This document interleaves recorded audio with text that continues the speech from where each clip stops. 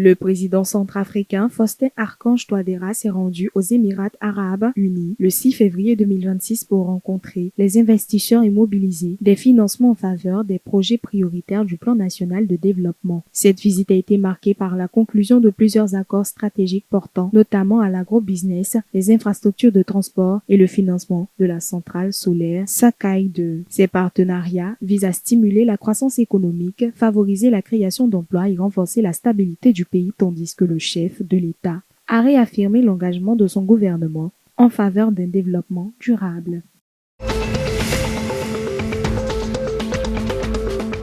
Le 6 février 2026, le Tchad a annoncé l'ouverture prochaine de consulats à Benghazi, Chaba, Seba et Koufra. Des lignes aériennes directes et des corridors de transport terrestre sont également en préparation. Ces mesures visent à faciliter le commerce, stimuler l'investissement et renforcer la coopération bilatérale. L'annonce a été faite par l'ambassadeur tchadien Tahé Essou Youssouf lors d'une rencontre avec le président de la Chambre des représentants libyenne, Aguila Saleh. Le diplomate a souligné que ces initiatives contribueront à la stabilité et au développement de la région.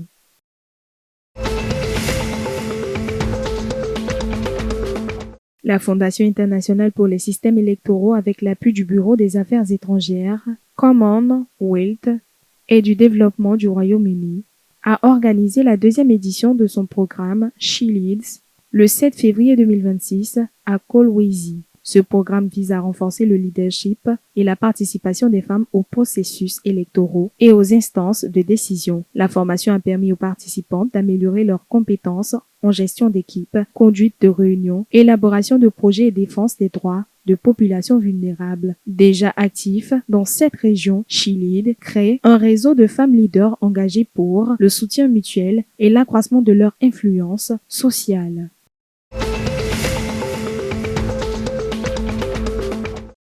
Le 6 février 2026 au Gabon, le vice-président du gouvernement, Herman Emongol, a procédé au lancement des travaux de bitumage de la route Alambé-Lopé, Carrefour-le-Roi, Mikoui. Cette infrastructure stratégique longue de 306 km vise le désenclavement de la Lopé et reliera 4 provinces du pays. Le chantier sera mené en 2 sections simultanées et intégrera des mesures spécifiques pour la protection du parc national de la Lopé. En complément de l'aménagement routier, le projet prévoit des initiatives sociales, la construction d'un collège, des forages, l'installation d'éclairage solaire et la construction de logements destinés aux chefs de village. Ce projet est essentiel pour dynamiser l'économie locale, faciliter le transport et améliorer la mobilité à l'échelle nationale.